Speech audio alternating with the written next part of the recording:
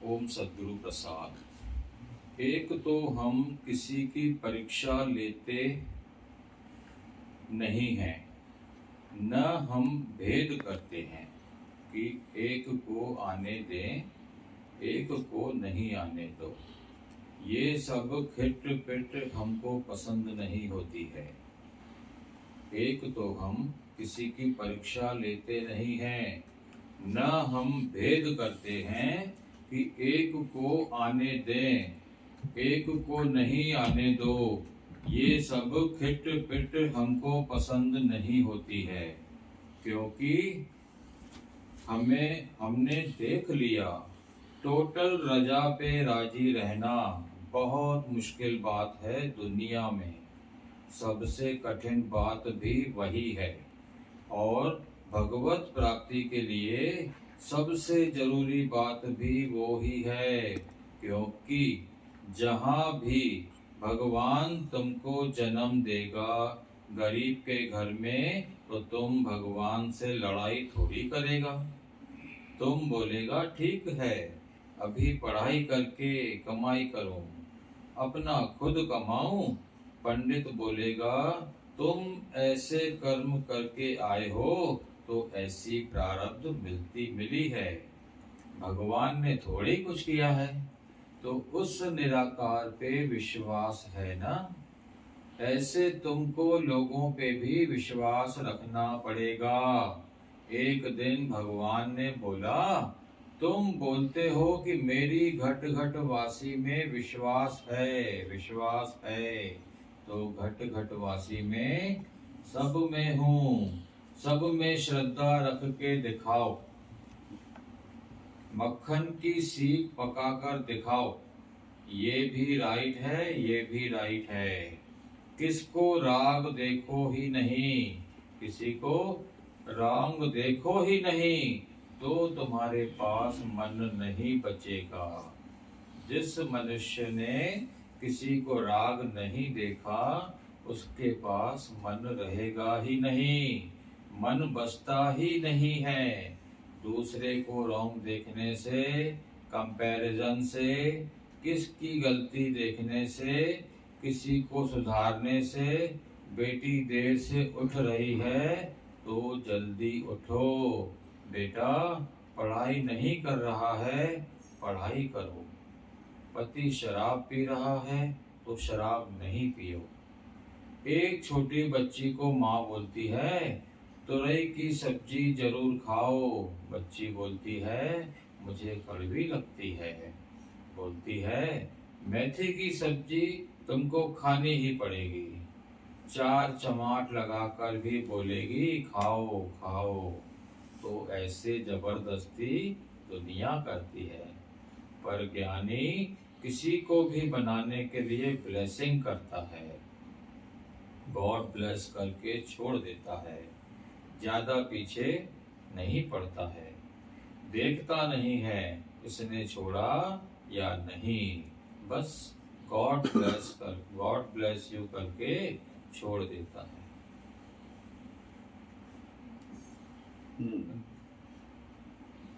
वाणी पूरी रजा में राजी रहने पे आई है। हर बात में रजा में राजी रहना, क्योंकि जो प्रारब्ध है हमारी, हम उसे बदल नहीं सकते। प्रारब्ध में अगर छोटी कुटिया मिली है तो छोटी कुटिया में जो मिला है वही पर्याप्त है। इन सब चीजों का कारण हम स्वयं हैं। कोई ईश्वर किसी के साथ मतभेद नहीं करता, एक पिता किसी के साथ भी मतभेद नहीं करता। उसके लिए सभी पुत्र पुत्रियां बराबर हैं, चाहे वो सीधा चले, गलत चले, या सेवा करें या सेवा ना करें, वो सब के सब उसके लिए बराबर है। ऐसे परमपिता परमात्मा कभी भी किसी का बुरा नहीं सोचते। ये तो संसार है, संसार में रहते हुए सिर्फ हम सब नहीं समझते हैं, उस बहाव में बह जाते हैं, कंपैरिजन करते हैं एक दूसरे के पास, उसके पास ज़्यादा इसके पास कम का जब कंपैरिजन करते हैं तब हमारी जजमेंट बुद्धि शुरू हो जाती है। जजमेंट बुद्धि जब शुरू हो जाती है तो वो पोलराइजेशन संसार का हो जाता है कि मुझे क्यों नहीं मिला, उसको मिला मुझे। पर ये सब हमारी प्रारब्ध से रिलेटेड है, सारी चीजें जितनी भी हैं। प्रारब्ध यानी भाग्य और पुरुषार्थ दोनों को मिला के ही हमें ये सब प्राप्त हुआ है। तो इसलिए भगवान कहते हैं रजा में राजी रहो। भगवत भाव का मतलब रजा में राजी रहो, यानी मन को मार दे तो तुम्हारी ब्रह्म की, हमारे सब की ब्रह्म की स्थिति हो जाएगी। जो हमारी एक्चुअल स्थिति है, जो हम जिस ओरिजिनल फॉर्म में आ जाते हैं, जब ऊपर की पड़ी हुई जितनी भी राख को उतार देते हैं अपने भाव से, अपनी सोच से, अपनी समझ से, अपने पुरुषार्थ से। क्योंकि बिना पुरुषार्थ के, बिना समझे ज्ञान को हम जब अनुभव में लेके आते हैं, ज्ञान को जब हम अनुभव में लेके आते हैं तो सब चीजें एहसास होता है कि कितना आनंद है रजा में राजी में रहने में। कंपैरिजन में कितनी दुख है, अंदर कितना कष्ट होता है। हमारी फिजिकल में हमारी जितनी बॉडीज हैं, सूक्ष्म शरीर है, कारण शरीर, ये सब हिल जाते हैं सारे जब हम बाह्यमुखी होके संसार की तरफ देखते हैं। यानी वहां तो दुख आएगा ही आएगा। जिसको तब समझ सकते हैं जब गुरु की वाणी को समझें, गुरु के वचनों पे चलें, तो ये दुख कभी भी पास नहीं आएगा, वो रिबाउंड हो जाएगा। क्योंकि आपका ओरा रजा में राजी रहने का हम सबका इतना स्ट्रांग हो जाएगा कि संसार का कोई भी दुख हम तक नहीं पहुंच पाएगा और वहीं के वहीं वापस चला जाएगा और फिर कभी आएगा नहीं। क्योंकि वो भी देखता है, ये जो ब्रह्मांड भी देखता है कि ये जीव कितना पक्का है गुरु की तरफ, उसके सानिध्य में, उसके समर्पण में, उसकी श्रद्धा उसके प्रति कितनी स्ट्रांग है। तो ऐसी परिस्थिति में ब्रह्मांड भी उसका साथ देता है कि और आगे ले चलता है, और वो उसको जो प्राप्त होता है वो उसी में आनंदित होता है। उसके लिए तो सोना भी मिट्टी है और मिट्टी भी मिट्टी है, शरीर भी मिट्टी है, हम मिट्टी से उत्पन्न हुए और मिट्टी है। फिर पदार्थों में जब अटैच हो जाते हैं तो संसार आ जाता है, कंपैरिजन आ जाता है, मोह आ जाता है, द्वेष आ जाता है, ईर्ष्या आ जाती है, लोभ आ जाता है। ये नाना प्रकार के जो ना करने योग्य कर्म हैं, इन सभी विकारों से जनित होके होने लगते हैं। गीता में लिखा है कि ये ना करने योग्य कर्म है, ये जो विकारों से जनित होते हैं वो ना करने योग्य कर्म है, और हम उसको करने लग जाते हैं। क्योंकि संसार की आभवा, क्योंकि ये संसार है, संसार में उड़ती हुई जितनी तितलियां हम उनको देखते जब हैं, तब हमको लगता कि हम भी रंग बिरंगे होके इनकी तरह उड़े, और उसमें हम समुद्र में गिरते हैं, खाई में गिरते हैं। क्योंकि संसार बहुत बड़ी खाई है, उससे निकलने के लिए गुरु की ही रस्सी चाहिए, गुरु का ही साथ चाहिए, गुरु के ही वचन चाहिए जो तुम्हें समझाएंगे रजा में राजी रहने का तात्पर्य। देखिए, पिक्चर तो सेट है पूरी, भगवान ने एक पिक्चर बनाई है, इसमें हम सारे जीव जितने विचरण कर रहे हैं, इसमें उसकी डायरेक्शन के बिना कोई चेंज नहीं हो सकता। हम कहें कि ये इसको ऐसा करना चाहिए, हो नहीं सकता। हम बच्चों को कहें कि ये करना चाहिए, वो हो नहीं सकता, क्योंकि वो सब चीजें तय है। आप क्या कर सकते हो, हम क्या कर सकते हैं? हम सिर्फ ब्लेसिंग कर सकते हैं।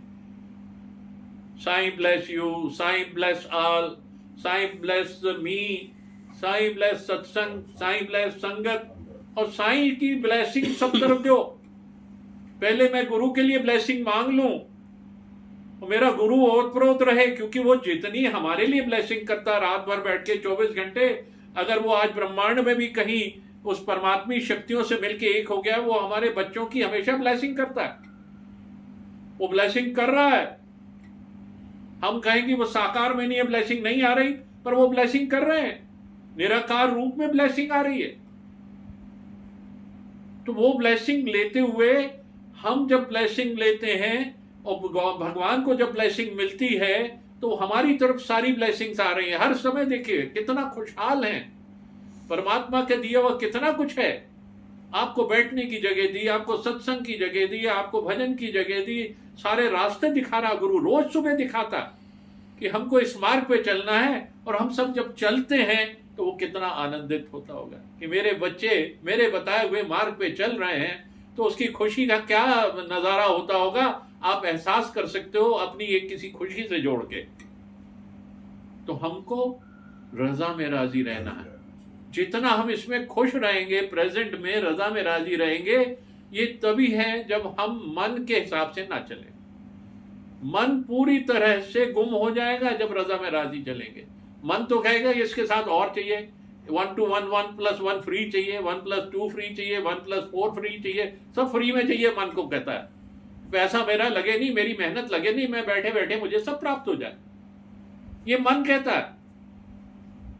पर जो हमारा कर्तव्य है, गुरु हमको मार्ग दिखाता है पुरुषार्थ, यानी बैठे बैठे कुछ नहीं मिलेगा तुम्हें, हर चीज के लिए, ज्ञान के लिए, अनुभव के लिए, अपनी जीवनी में गुरु की वचनों को उतारने के लिए, शम दम तितीक्षा प्रति श्रद्धा और समाधान से उसको समझने के लिए पुरुषार्थ जरूरी है।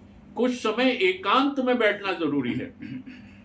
क्योंकि जब मेडिटेशन में बैठते हैं, ध्यान में बैठते हैं, उस समय सिर्फ परमात्मा और जो मेडिटेशन करने वाला होता है सिर्फ वो होता है।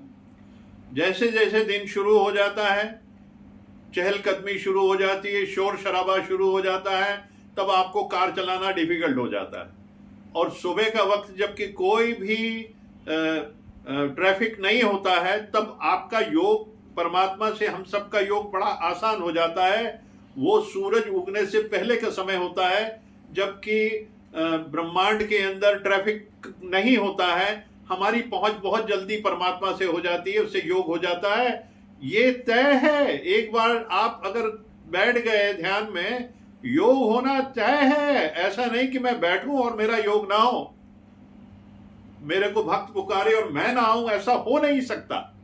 तो हमको ये सब चीजें गुरु के ज्ञान से समझनी है। आज वाणी इतनी स्पष्ट रूप से गुरु की, साईं भगवान के हमको जो आकाशवाणी हमें समझा रही है कि रजा में राजी रहो, जो है उसमें मस्त रहो, मस्त रहो, मस्त रहो। हरिओम हरिओम हरिओम।